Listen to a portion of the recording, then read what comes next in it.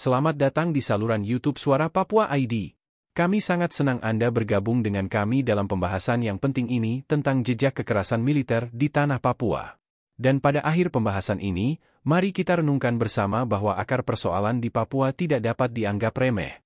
Dengan latar belakang Perjanjian New York Agreement 1962, Aneksasi 1 Mei 1963, dan Pepra 1969, konflik yang terjadi di tanah Papua memiliki akar sejarah yang panjang. Kekerasan militer terhadap orang asli Papua dipenuhi dengan dalil-dalil dan stigma, serta marginalisasi yang telah menjadi bagian dari kehidupan sehari-hari, menjadi kenyataan yang harus diakui. Jejak kekerasan militer di tanah Papua yang menjadikan akar persoalan di Papua adalah Perjanjian New York Agreement 1962, Aneksasi 1 Mei 1963 dan Pepra 1969. Konflik yang terjadi di atas tanah Papua tidak bisa dipandangnya sebagai masalah yang sepele, sebab konflik tersebut memiliki akar sejarah yang panjang semenjak Papua dianeksasi masuk dalam bingkai NKRI. Sejarah dan manipulasi status politik adalah akar persoalan Papua menjadi masalah yang meningkat sejak 1 Mei 1963 ketika wilayah Papua dianeksasi ke dalam Negara Kesatuan Republik Indonesia, NKRI. Pendudukan Indonesia di wilayah Papua membawa malapetaka dalam kehidupan rakyat Papua. Persoalan akut dan paling membekas dalam sejarah perjalanan hidup orang Papua adalah kekerasan militer terhadap orang asli Papua dengan berbagai macam dalil dan stigma serta marginalisasi yang menjadi bagian dari kehidupan rakyat Papua sehari-hari. Namun, penderitaan hingga kini masih berlanjut dan ditutupi oleh rezim otoritarian negara yang penuh dengan pendekatan kekerasan, memarginalisasi orang Papua.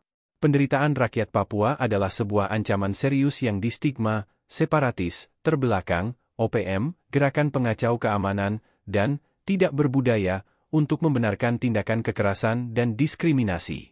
Saat Soekarno mengeluarkan Tri Komando Rakyat di alun-alun utara Yogyakarta tanggal 19 Desember 1961, Presiden Soekarno sebagai Panglima Besar Komando Tertinggi Pembebasan Irian Barat mengeluarkan Keputusan Presiden Nomor 1 Tahun 1962 yang memerintahkan kepada Panglima Komando Mandala, Mayor Jenderal Soeharto untuk melakukan operasi militer ke wilayah Irian Barat untuk merebut wilayah itu dari tangan Belanda. Gelombang operasi militer di Papua Barat dengan satuan militer yang diturunkan untuk operasi lewat udara dalam fase infiltrasi seperti Operasi Banten Kedaton, Operasi Garuda, Operasi Serigala, Operasi Kancil, Operasi Naga, Operasi Rajawali, Operasi Lumbung, Operasi Jatayu. Operasi lewat laut adalah Operasi Show of Force, Operasi Cakra, dan Operasi Lumba-Lumba. Sedangkan pada fase eksploitasi dilakukan Operasi Jayawijaya dan Operasi Khusus, OPSUS. Melalui operasi ini wilayah Papua Barat diduduki, dan banyak orang Papua yang telah dibantai pada waktu itu. Tahun 1962 utusan pribadi Presiden John Kennedy yaitu Jaksa Agung Robert Kennedy mengadakan kunjungan balasan ke Indonesia untuk membuktikan keinginan Amerika Serikat tentang dukungan kepada Soekarno di dalam usaha menganeksasi Papua Barat. Untuk mengelabui mata dunia, maka proses pengambil alihan kekuasaan di Papua Barat dilakukan melalui jalur hukum internasional secara sah dengan dimasukkannya masalah Papua Barat ke dalam agenda Majelis Umum PBB pada tahun 1962. Dari dalam Majelis Umum PBB dibuatlah Perjanjian New York 15 Agustus 1962 yang mengandung Act of Free Choice, pernyataan bebas memilih. Act of Free Choice kemudian diterjemahkan oleh pemerintah Republik Indonesia sebagai Pepra, Pernyataan Pendapat Rakyat, yang dilaksanakan pada tahun 1969. 5. Proses ilegal pentuan pendapat rakyat, Pepra, 1969 penandatanganan New York Agreement, Perjanjian New York, antara Indonesia dan Belanda yang disaksikan oleh Sekretaris Jenderal Perserikatan Bangsa-Bangsa, UTAN dan Duta Besar Amerika Serikat untuk PBB, Ellsworth Bunker pada tanggal 15 Agustus 1962. New York Agreement, Perjanjian New York, adalah suatu kesepakatan yang tidak sah, baik secara yuridis maupun moral. Perjanjian New York itu membicarakan status tanah dan nasib bangsa Papua Barat, namun di dalam prosesnya tidak pernah melibatkan wakil-wakil resmi bangsa Papua Barat. Sejak 1 Mei 1963, bertepatan dengan United Nations Temporary Executive Administrations, UNTEA, atau pemerintahan sementara PBB di Papua Barat menyerahkan kekuasaannya kepada Indonesia, selanjutnya pemerintah Indonesia mulai menempatkan pasukan militernya dalam jumlah besar di seluruh tanah Papua, Akibatnya hak-hak politik dan hak asasi manusia dilanggar secara brutal di luar batas-batas kemanusiaan. Pasal 18 Ayat D, New York Agreement menggator bahwa the eligibility of all adults, male and female, not foreign nationals to participate in the act of self-determination to be carried out in accordance with international practice. Aturan ini berarti penentuan nasib sendiri harus dilakukan oleh setiap orang dewasa Papua pria dan wanita yang merupakan penduduk Papua pada saat penandatanganan New York Agreement. Namun hal ini tidak dilaksanakan. Penentuan pendapat rakyat, PEPRA, 1969 dilaksanakan dengan cara lokal Indonesia, yaitu musyawarah oleh 1.025 orang dari total 600.000 orang dewasa laki-laki dan perempuan. Sedangkan dari 1.025 orang yang dipilih untuk memilih, hanya 175 orang saja yang menyampaikan atau membaca teks yang telah disiapkan oleh pemerintah Indonesia. Selain itu masyarakat Papua Barat yang ada di luar negeri, yang pada saat penandatangan New York Agreement tidak diberi kesempatan untuk terlibat dalam penentuan nasib sendiri itu. Kekerasan militer berkelanjutan perilaku TNI yang paling kejam, brutal, barbar, rasis, fasis dan tidak mengenal rasa keadilan dan kemanusiaan itu dimulai sejak 19 Desember 1961, 1 Mei 1963 dan lebih terang terbukti dalam perampokan hak politik kami OAP pada PEPRA 1969. Watak kejam militer itu belum pernah berubah tetapi kekejaman itu semakin menggurita dan berlanjut sampai hari ini melalui berbagai tindakan kekerasan di atas tanah Papua.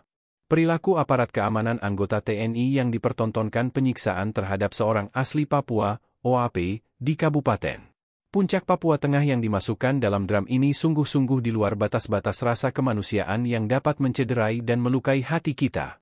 Perilaku anggota TNI ini terlihat paling biadab, kejam, brutal, barbar, dan seperti berwatak teroris yang dikemas kebencian rasis dari aparat keamanan terhadap penduduk orang asli Papua pemilik tanah ini.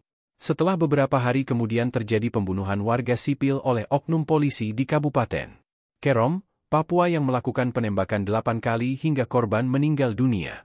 Tindakan yang sama juga dari oknum polisi juga telah menganiaya sang istri asli Papua di Oksibil Pegunungan Bintang, Papua.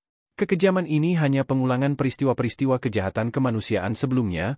Pada 10 Maret 2010 pasukan TNI Batalion Infanteri Yonif 756 yang menangkap pendeta Kindeman Gire dan alat vitalnya dibakar dengan pisau sangkur panas dan meninggal dunia.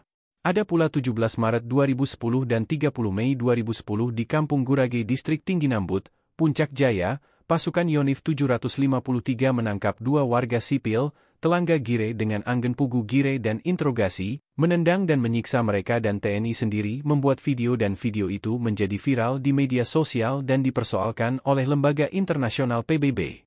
Komnas HAM pernah menetapkan kasus ini pelanggaran HAM serius. Sumber, Tempo Interaktif, 5 Januari 2021. Belum lupa dalam ingatan kita kasus mutilasi yang terjadi pada 22 Agustus 2023 di Kabupaten Mimika, ketika 4 warga Enduga, yaitu Arnold Lokbere, Irian Nirigi, Atistini, dan Lemaniol Nirigi pergi ke Timika untuk berbelanja. Pembunuhan dan mutilasi ini melibatkan 6 anggota TNI aktif dan 4 warga sipil sebagai pelaku. Peristiwa 7 Februari dan 24 Februari 2024 di Yahukimo 1 warga sipil yang tewas di tangan TNI dan 2 pemuda warga sipil berinisial MH dan BG ditangkap, diikat, disiksa dan ditahan tanpa proses hukum yang jelas. Beberapa hari lalu pada 8 April 2024 di ibu kota Sugapa, Kabupaten Intan Jaya kembali terjadi kontak tembak antara TNI Polri versus TPNPB.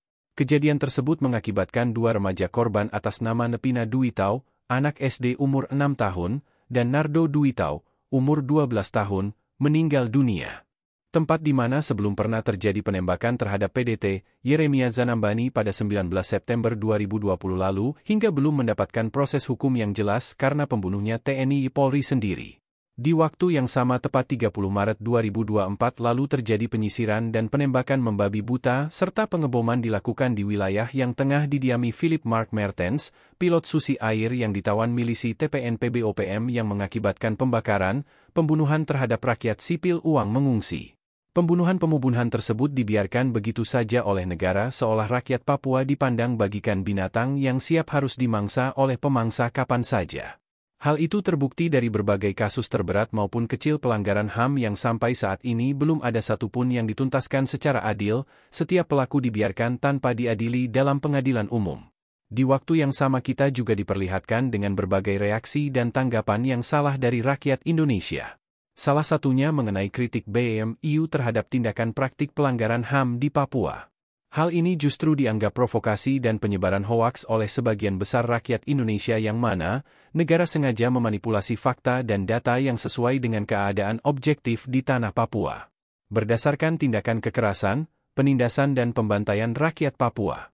Kekejaman ini digambarkan sebagai luka membusuk dan bernanah di dalam tubuh bangsa Indonesia oleh Profesor Dr. Frans Magnisuseno dengan tepat mengatakan, situasi di Papua adalah buruk, tidak normal, tidak beradab, dan memalukan, karena itu tertutup bagi media asing.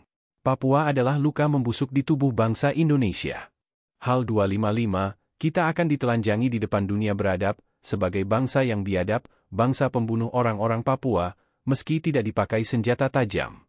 Hal 257, sumber, kebangsaan, demokrasi, pluralisme. Sedangkan Pastor Frans Lieshout, OFM, mengatakan, orang Papua telah menjadi minoritas di negeri sendiri. Amat sangat menyedihkan. Papua tetaplah luka bernanah di Indonesia. Sumber, Pastor Frans Lieshout, OFM, Guru dan Gembala bagi Papua, 2020, 601. Penyebab luka membusuk dan bernanah dalam tubuh bangsa Indonesia sudah ditemukan dan dirumuskan lembaga ilmu. Namun berdasarkan tingkat kekerasan, pembungkaman dan pembunuhan sampai saat ini yang belum diselesaikan menunjukkan bahwa negara Indonesia tidak ada yang niat baik terhadap masa depan rakyat bangsa Papua. Masa depan bangsa Papua hanya diperoleh melalui kemerdekaan sebagai sebuah bangsa yang berdaulat di atas tanahnya sendiri. Dan perlu digarisbawahi kemerdekaan bangsa Papua sebagai kemerdekaan dari penindasan dan penjajahan yang dilakukan oleh negara kolonial Indonesia, imperialis dan sistem kapitalis yang menindas kelas sosial di seluruh dunia. Kemerdekaan bangsa Papua sebagai salah satu kemenangan bagi takyat yang tertindas oleh sistem yang sama terhadap takyat Indonesia dan Palestina dan takyat tertindas lainnya. Dalam kesimpulan, mari kita bersama-sama menggalang kesadaran dan tindakan untuk mengakhiri siklus kekerasan dan marginalisasi di Papua. Semoga pembahasan ini menjadi langkah awal untuk lebih memahami dan mendukung perjuangan rakyat Papua menuju keadilan dan perdamaian yang berkelanjutan. Terima kasih atas perhatian dan partisipasinya. Mari terus berjuang bersama demi Papua yang lebih baik. Sampai jumpa di kesempatan berikutnya.